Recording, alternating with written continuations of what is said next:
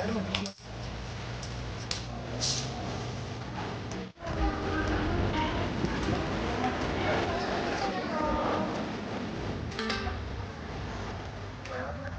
guys, share lang namin yung aming Puerto Galera travel noong March 27, 2022 para sa mga nagbabalak pumunta doon. Sobrang dali lang pumunta kasi merong bus dito sa SM Mega Mall, 251 pesos lamang siya, diretsong Batangas Port na, 5:30 AM ang earliest trip niya at mabilis namang napuno kaya nakaalis kami agad.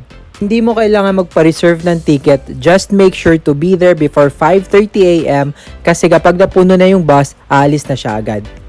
Inabot ng 1.5 oras ang biyahe namin hanggang Batangas Port, tapos pagdating namin sa terminal ay hinanap agad ang aming S-Pass. Ito nga pala ang mga documents na kakailanganin nyo pagpunta ng Puerto Galera. Una, kailangan nyo ng S-Pass dahil ito ang hinahanap ng guard pagdating nyo ng Batangas Port. Sobrang dali lang, pumunta lang kayo sa spass.ph, mag-register, i-upload ang ID at vaccination card at automatic na itong mag-generate ng QR code. Hindi mo kailangang i-print ang QR code, you just have to take a screenshot sa phone mo at ipakita ito sa guard dahil ini-scan nila to.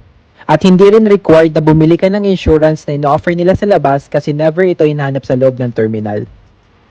Highly recommended na bumili na kayo ng ticket in advance kasi sobrang haba ng pila sa pagbili ng ticket. At the same time, limited lang yung seats sa isang fast craft. Yung 9 AM, yun yung earliest na trip nila. So, we decided na magkaroon na ng ticket reservation para less hassle. So, pagdating namin sa terminal, pinascan lang namin yung ticket tapos binigyan na kami agad ng seat number. So, in less than a minute, nakapasok na kami agad sa terminal. Tapos, doon sa loob nyo babayaran yung terminal fee na 30 pesos. Yung travel time from Batangas Port to Balatero Port is 1 hour and 30 minutes. Then, pagdating doon, hanapin nila yung QR code. So, iba pa to doon sa S-Pass. Yung QR code ay ibibigay ng hotel o kaya ng resort nyo upon payment or reservation. So, i-email nila yan sa inyo.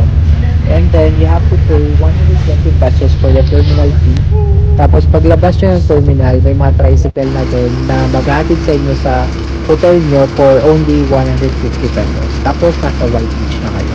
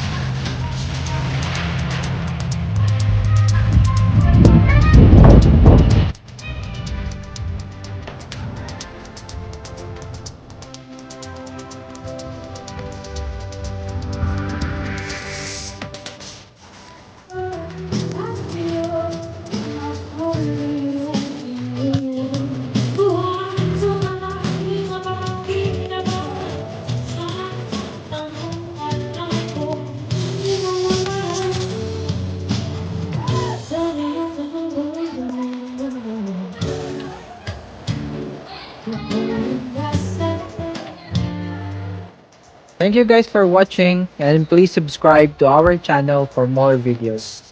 Thank you.